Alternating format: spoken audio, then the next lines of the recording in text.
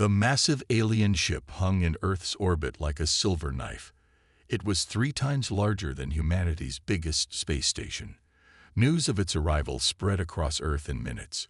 Screens everywhere showed the same image: the gleaming, curved hull of the Tekran vessel. Captain Kim Dae-ho stood straight as he waited in the airlock of the human shuttle. His heart beat fast, but his face stayed calm. Next to him, Engineer Lee Soo-jin checked her tablet one last time. "Ready, Captain?" she asked. Dae-ho nodded. "As ready as I'll ever be to meet aliens." The airlock hissed open. They stepped into the Tekran ship, and both gasped. The inside was beautiful. Walls that seemed to shift colors, floors that glowed softly, and air that smelled like spring rain. 3 tall aliens waited for them. The Tekrans had smooth, pale blue skin and large, dark eyes. They wore simple white clothes that seemed to flow like water. "Welcome, humans," said the middle Tekran. Its voice was deep and smooth. "I am High Commander Vex. These are my science officers, Lur and Taz." Dae-ho bowed slightly. "Thank you for welcoming us. I am Captain Kim Dae-ho of the United Earth Fleet. This is Engineer Lee Soo-jin." High Commander Vex tilted his head. "Please, follow us." As they walked through the ship, Dae-ho saw technology he couldn't even begin to understand. Screens with no visible power source. Doors that opened before anyone touched them. Lights that followed them like friendly ghosts. Vex led them to a large room with a window showing Earth below. The blue planet looked small and far away from here. "You have done well for primitives," Vex said. His tone was friendly, but the words stung. "Primitives?" Dae-ho asked, keeping his voice level. "Yes, your species is quite young. You only discovered basic space travel a few hundred years ago. Yes, we have been among the stars for thousands of years." Soo-jin stepped forward. "We may be young, but we learn quickly." Vex smiled. It wasn't a mean smile, but it wasn't kind either. It was the smile of an adult looking at a child's drawing. "Of course you do. That's why we're here. To help you learn."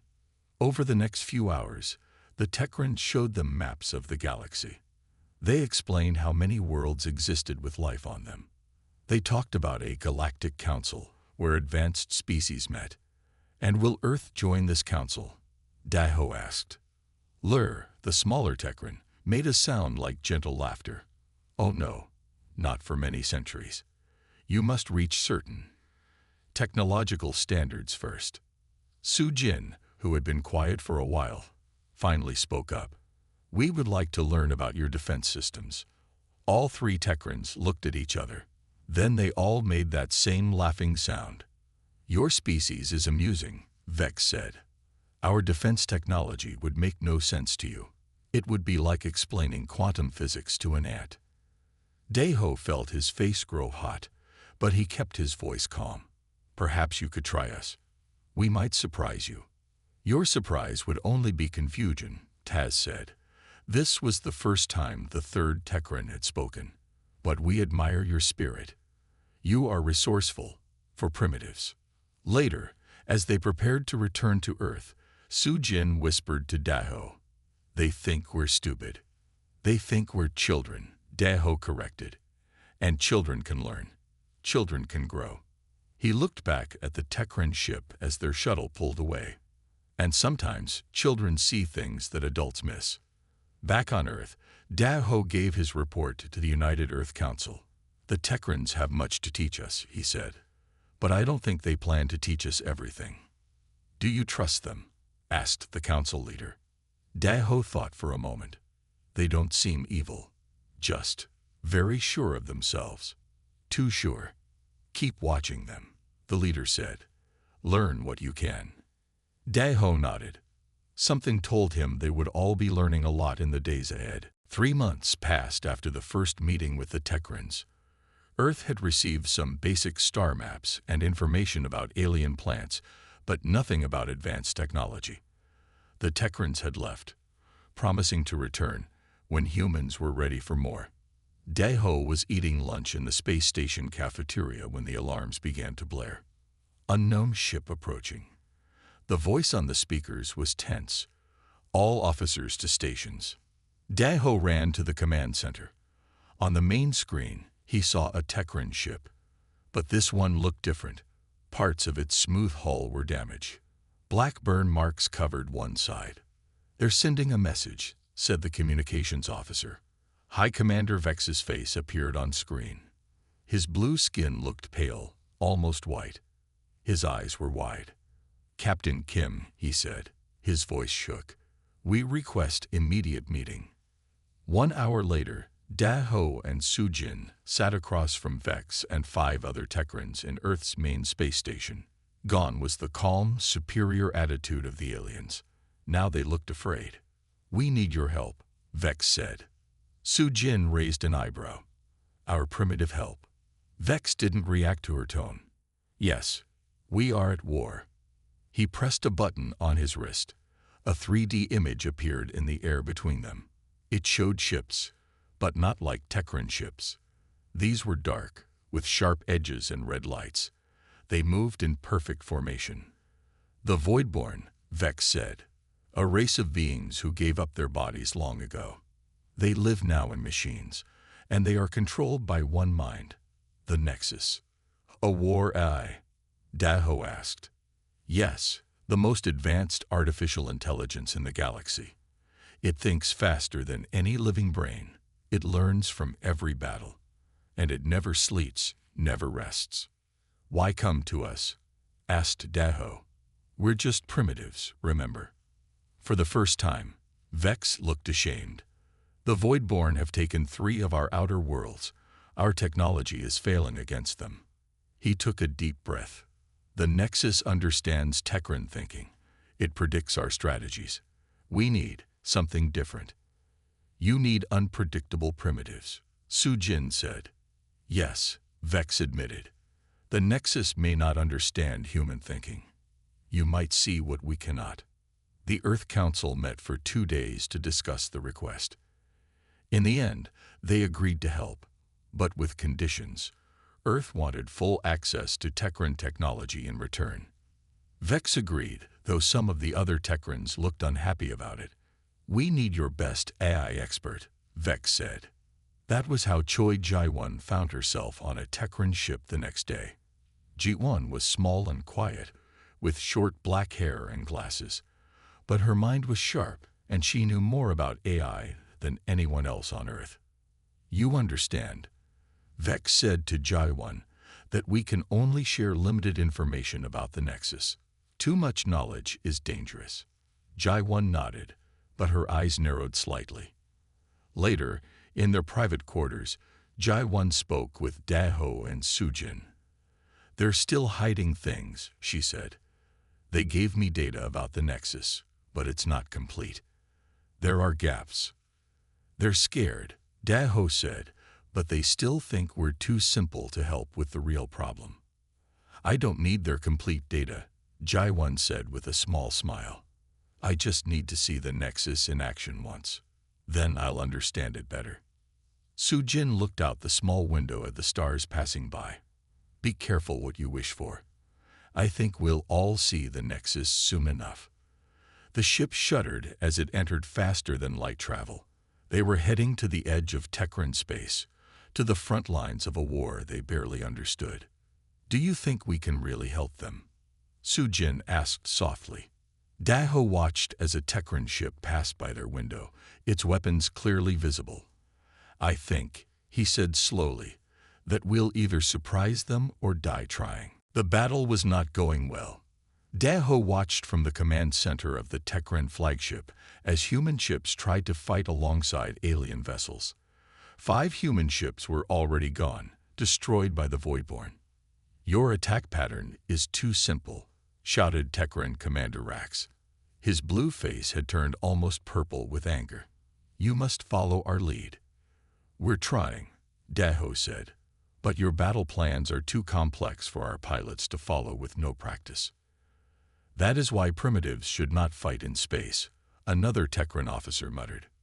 Sujin, who stood nearby studying a screen of ship movements, glared at the alien but said nothing. On the main screen, the void-born ships moved like a single organism. They were black with glowing red lights. Their formation shifted and flowed, always one step ahead of the Techran defense. All ships, fall back to position Delta. Commander Rax ordered. As the ships moved, Daho noticed something strange. He pointed at the screen. Wait, look at the void-born ships. What about them? Rax snapped. They all paused, just for a second. Did you see it? Rax waved his hand dismissively. A glitch in our sensors. Nothing more. But Daho wasn't convinced. He watched closely as the battle continued. There it was again, a tiny pause in the void-born movement, like a breath between words. When the battle ended, both sides retreated. The Techrans had lost 2 more worlds, and 7 more human ships were destroyed. The mood on the flagship was dark. In their quarters that night, Daho found Jai-1 working on her computer. Screens of data floated in the air around her. I saw something today, Daho told her. The void-born ships, they all pause at the same time, just for a split second. Jai-1 looked up, suddenly interested. When do they pause? It seems to happen right before they change tactics. Jai-1's fingers flew over her keyboard. Show me exactly when. Daho pointed to spots in the battle recordings. Ji-1 studied them. Her eyes narrowed. I think, she said slowly, the Nexus is using quantum entanglement for instant communication. But it still needs processing cycles to distribute complex commands. What does that mean? It means the AI is fast, but not instant. There's a tiny gap between when it makes a decision and when all ships receive new orders. The next morning, they brought their theory to the Techran War Council. 10 high-ranking Techrans sat around a large table. They listened without interrupting, but their faces showed doubt. Impossible, said War Chief Zik when they finished. Our scientists would have noticed such a flaw. Your scientists were looking for complex problems. Su Jin said, sometimes the simplest things are the hardest to see. We should test it, Daho suggested. In the next battle, we can try to time our attacks to that pause. Your primitive observations are noted, War Chief Zik said coldly. But we will continue with our established strategies. As they left the meeting, Su Jin whispered, they still won't listen to us. Then we'll have to act on our own, Daho replied. During the next battle, Daho secretly ordered the remaining human ships to watch for the pause and attack during that moment. 2 human vessels managed to destroy a void-born ship, the first real success against the enemy. When the Techran commanders demanded to know how they did it, Daho explained again about the pause. A lucky coincidence, War Chief Zik insisted. Nothing more. But later, Commander Rax approached Daho privately. Perhaps, he said quietly, there is something to your theory. I will assign 1 Techran squadron to test it in the next battle. It was a small victory. Daho nodded his thanks. That night, as they ate dinner in their quarters, Jai-1 looked thoughtful. If we can notice the pause, she said, maybe we can find a way to make it longer. How? Su Jin asked. Jai-1 smiled. That's what I'm going to find out. Another battle. Another defeat. The combined Techran and human fleet lost 3 more ships. The mood on the flagship was grim as they retreated. Su Jin sat alone in her quarters that night. The Techrans had given her a small piece of a destroyed void-born ship to study. It was a black metal box with strange symbols. The Techrans said it was part of the communication system. She turned it over in her hands, thinking. The Nexus AI controlled all void-born ships at once. How? The Techrans said it used quantum fields, invisible connections that worked instantly across space. Su Jin had been an engineer on Earth for 15 years. She understood machines, but quantum fields were new to her. She needed to learn by doing, by touching. She placed the black box on her desk and opened her toolkit. The Techrans had warned her not to damage the box, but they hadn't said she couldn't tap on it. Su Jin picked up a metal rod from her tools. She gently tapped the box. Nothing happened. She tapped harder. Still nothing. Then she tried tapping in a pattern. Tap, tap, pause, tap. The box hummed. A small red light flickered on its side. Su Jin sat up straight. She tried another pattern. Tap, pause, tap, tap, pause. The box hummed louder. The red light stayed on longer. Her heart beat faster. She tried more patterns, watching how the box responded. Some patterns made the light flicker. Others made the box go silent. After 3 hours of testing, Su Jin understood something important. The box responded to certain rhythms, and when it responded, its quantum field changed. She checked the time. It was late, but this couldn't wait. She called Daho and Jaewon to her room. "Look at this," she said when they arrived. She tapped the metal rod on the box in a specific pattern. The box hummed and the light came on. "What does it mean?" Daho asked. Jaewon's eyes widened. "The quantum field is resonating with the vibration pattern." In simple words, Su Jin said, "I can make it glitch by tapping on it." The next morning, they showed their discovery to the senior Techran engineers. Su Jin demonstrated, tapping the box with her metal rod. The box hummed and the light blinked. "See," she said, "different tap patterns affect it differently." The Techran chief engineer, Mev, looked unimpressed. "This is a damaged component. Its behavior is not normal." "But what if all void-borne technology has this weakness?" Jaewon asked. "What if their quantum fields can be disrupted by simple vibrations?" Mev made a dismissive sound. "Impossible. Quantum fields cannot be affected by something as crude as physical vibration." "But you saw it happen," Su Jin insisted. "I saw a broken piece of equipment respond to being hit," Mev said. Nothing more. After the Techrans left, Su Jin slammed her hand on the desk in frustration. "They still won't listen." "They're scientists who've studied quantum physics for centuries," Jaewon said. "We're asking them to believe that hitting something with a stick can affect their most advanced technology." Daho picked up the metal rod. "Then we need better proof." They spent the next week testing more void-borne parts that had been collected from battlefields. Each one responded to different tapping patterns. Su Jin carefully recorded which patterns affected which components. "It's like a lock and key," she explained to Daho and Jaewon. "Each part has a resonance frequency, a pattern of vibration that disrupts its quantum field.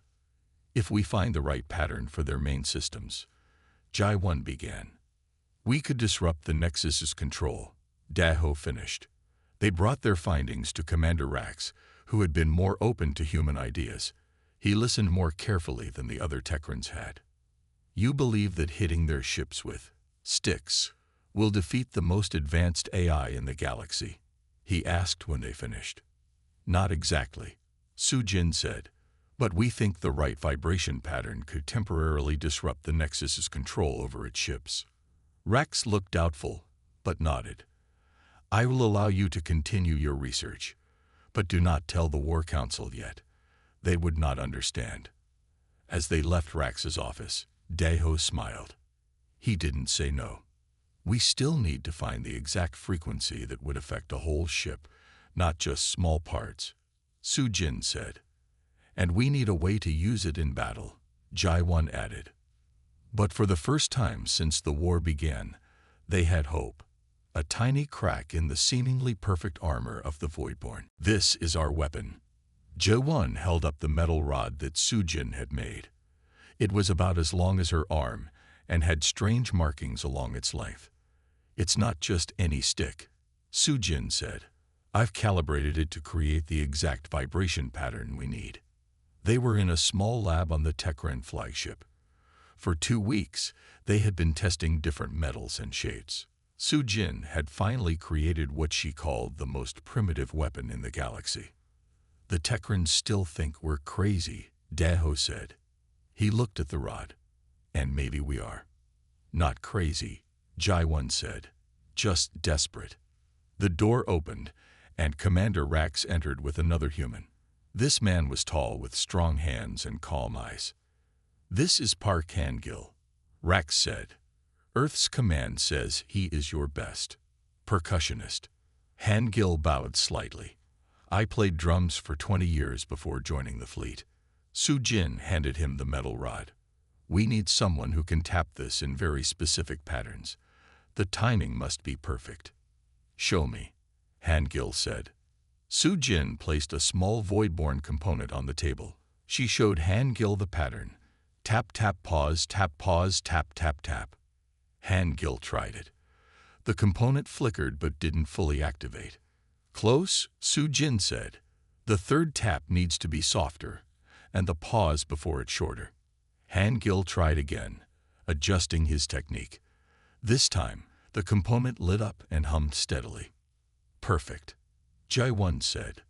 For the next 3 days, Hangil practiced the patterns Su-jin had discovered. His hands moved with amazing speed and control. Soon, he could make any void-born part respond exactly as they wanted. "Now we need to test it on something bigger," Daho said. Commander Rax agreed to let them try their experiment on a damaged void-born drone they had captured. It was about the size of a small car and had stopped working after a battle. They brought it to a secure room. Hangil stood ready with the calibrated rod. Su-jin had marked specific spots on the drone's hull where he should tap. "Remember," she told him, "the sequence must be perfect." Hangil nodded and began. His hands moved in a blur as he tapped the metal rod against the drone, in a complex rhythm. For a few seconds, nothing happened. Then the drone's red lights flickered on. It hummed and rose a few inches off the floor. "It's working," Ji-won whispered. The drone floated in the air, but instead of attacking, it simply hovered there, as if confused. "The resonance is disrupting its connection to the Nexus," Su-jin explained. "It can't receive clear commands." After 30 seconds, the drone's lights went out, and it fell back to the floor with a clang. "The effect is temporary," Jae-won said, "but it works." News of their success reached the Techran War Council. War Chief Zik called them to a meeting. When they arrived, the room was full of high-ranking Techrans. Their faces showed a mix of disbelief and desperation. "Show us this primitive solution," War Chief Zik said.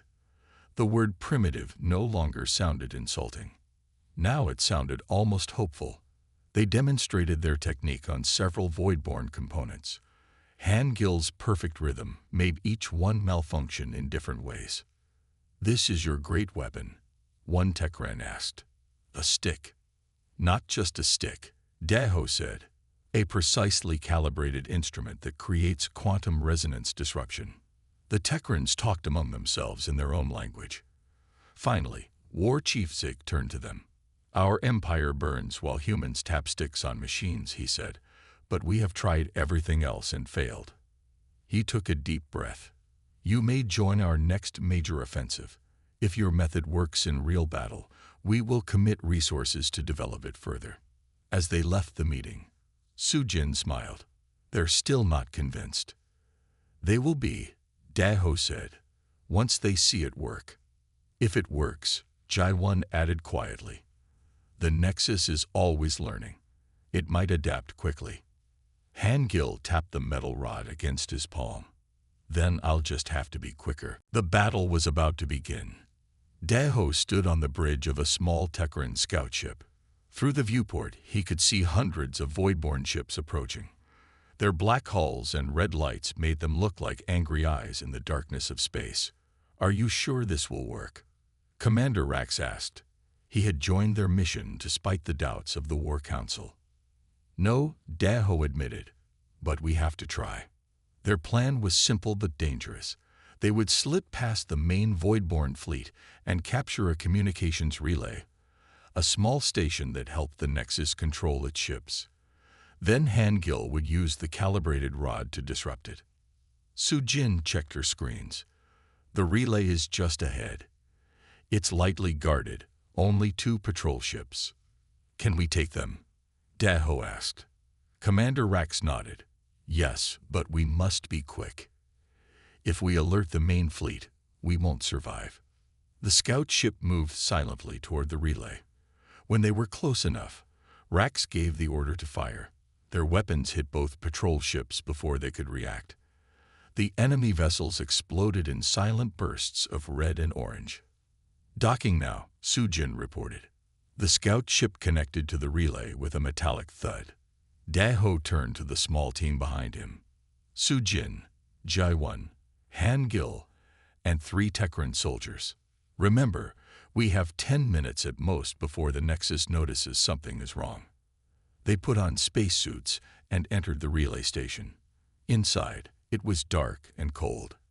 Red lights pulsed along the walls. There were no Voidborn soldiers. The station was fully automated. "This way," Jai-1 said, following the readings on her device. "The main communication node should be through here."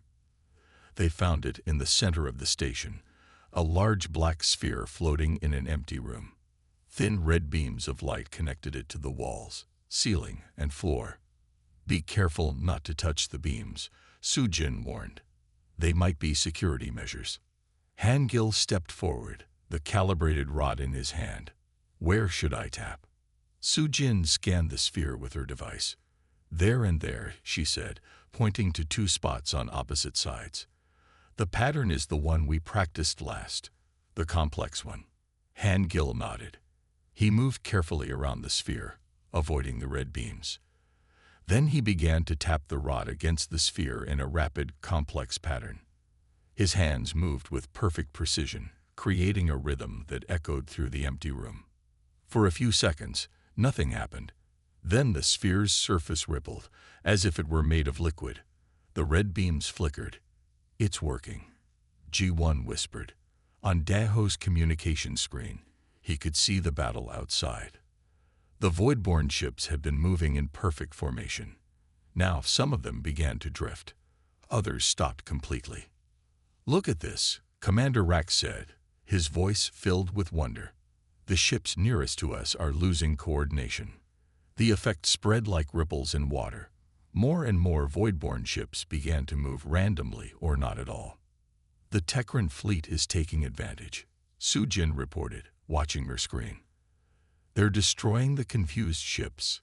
Han-Gil continued tapping, sweat beading on his forehead despite the cold. The sphere was pulsing now, its surface shifting between solid and liquid states. Then suddenly, it stopped. The sphere turned solid again. The red beams grew stronger. "What happened?" Daho asked. "The Nexus adapted," Jai-1 said grimly. "It changed its frequency." Han-Gil tried different tapping patterns, but nothing worked. The sphere remained solid. "We need to leave," Commander Rax urged. "The Voidborn ships are reorganizing." They rushed back to their scout ship and detached from the relay. As they fled, they could see the Voidborn fleet returning to its perfect formation. "Did we fail?" Sujin asked once they were safely away.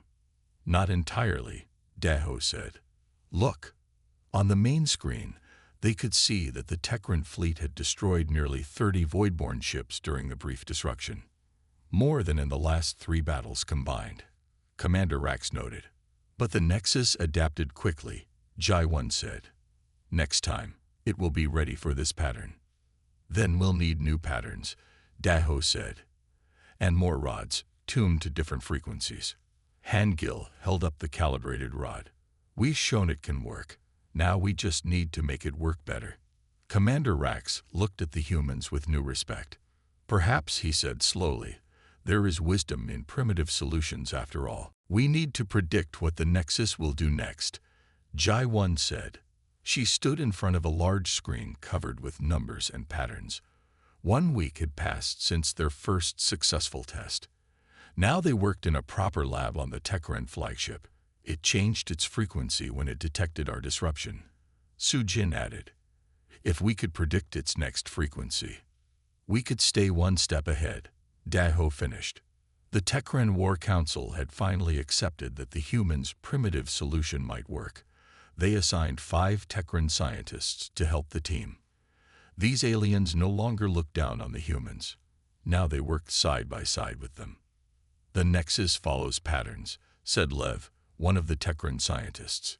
"All AIs do." even very complex ones.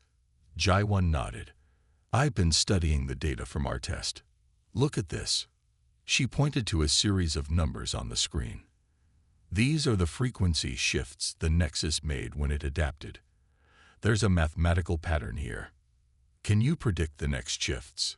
Daho asked. I think so. I'm writing an algorithm now. Jai-1's fingers moved quickly over her keyboard. But even if we can predict its changes, we need more tools to disrupt different frequencies. Su-Jin held up the single metal rod they had used before. One rod isn't enough. We need an array of them, each tuned to a different frequency. The team worked day and night. Ji-1 finished her prediction algorithm. Su-Jin designed new rods of different sizes and materials. Han-Gil practiced striking them in complex sequences. This is what I'm calling the percussion array, Su-Jin said 2 days later. She showed them a case containing 12 metal rods, each marked with different symbols. Each rod creates a specific resonance pattern when struck correctly. Han-Gil picked up a rod and tapped it against the edge of a table. It made a clear, ringing sound. I can't play all 12 at once. You won't have to, Daho said. We're recruiting more drummers. The Techrans, now fully committed to the plan, helped them build a special chamber for testing. Inside, they placed various Voidborn components they had captured. Han-Gil and 3 other human percussionists practiced hitting the rods in different sequences. Each day, they got better. Each day, they could disrupt more components for longer periods. We're making progress, Daho told Commander Rax.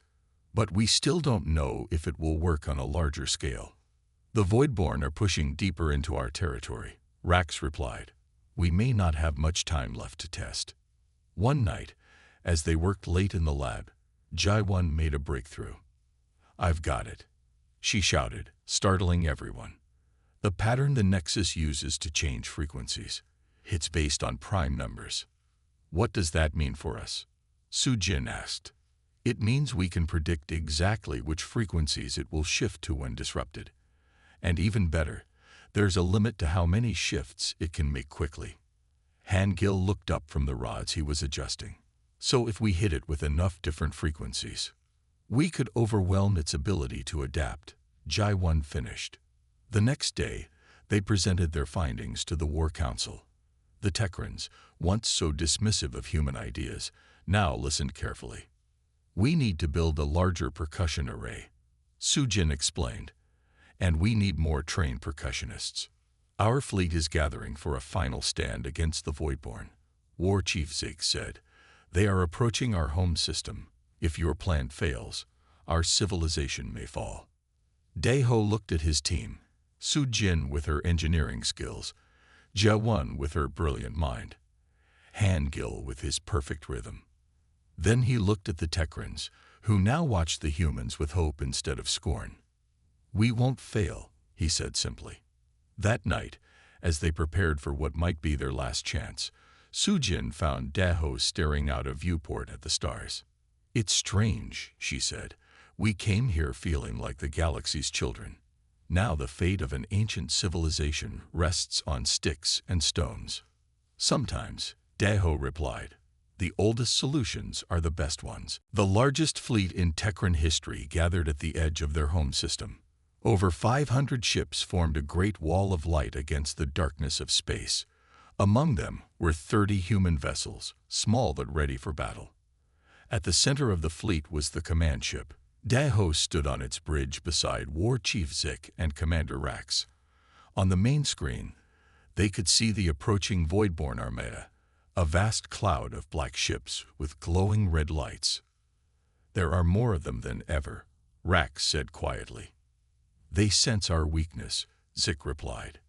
They come to end us. Daho touched the communication panel.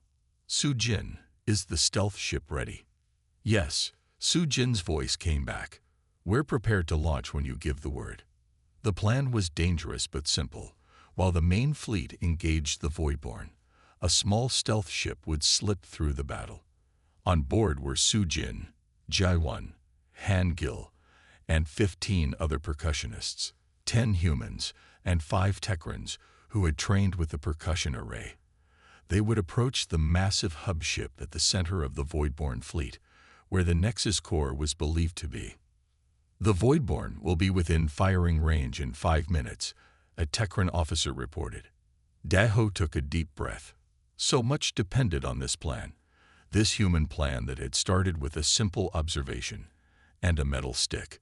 "Launch the stealth ship," he ordered. On a smaller screen, he watched as the dark, sleek vessel separated from the command ship and moved silently toward the enemy fleet.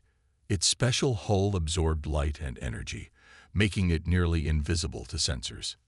"May fortune guide them," Commander Rax said in a rare show of emotion. The battle began with a flash of weapons fire. The space between the fleets lit up with beams of energy and explosions. Ships on both sides began to fall. Inside the stealth ship, Sujin guided them through the chaos of battle. Explosions rocked nearby, but their ship remained undetected.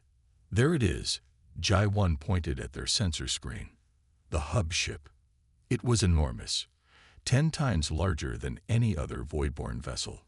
Its black hull was covered with pulsing red lines that looked like blood vessels. "Taking us in closer," Sujin said, her hand steady on the controls.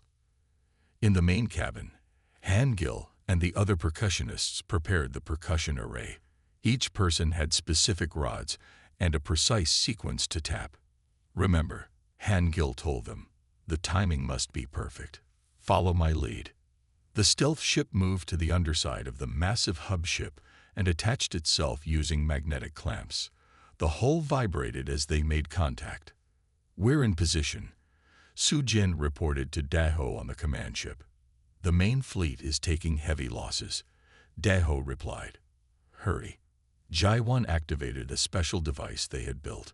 It created a small opening in the quantum fields that protected the hub ship. "Now, Hangil," she called. Hangil raised his hands, and the percussionists followed his example. As one, they began to tap their metal rods against the hull of their ship, creating vibrations that traveled into the hub ship. The pattern was complex, a mathematical sequence designed to disrupt multiple quantum frequencies at once. At first, nothing seemed to happen. Then, on the screens throughout the fleet, the Voidborn ships began to falter. Some stopped moving. Others began to drift randomly, bumping into each other. "It's working," Commander Rax shouted. On the command ship's main screen, they could see the confusion spreading through the Voidborn fleet like a wave. The perfect formation fell apart as ship after ship lost connection with the Nexus. War Chief Zig stepped forward, his eyes wide with wonder. "In all my centuries, I have never seen such a thing." He turned to Daho. "Your primitive solution. It is beautiful. All ships, attack now." Daho ordered. "Focus on the hub ship." The Tekran fleet surged forward, firing at the disoriented enemy. For the first time since the war began, the Voidborn were defenseless. Inside the stealth ship, the percussionists continued their rhythmic tapping, sweat running down their faces as they maintained the complex pattern that was bringing down an empire of machines.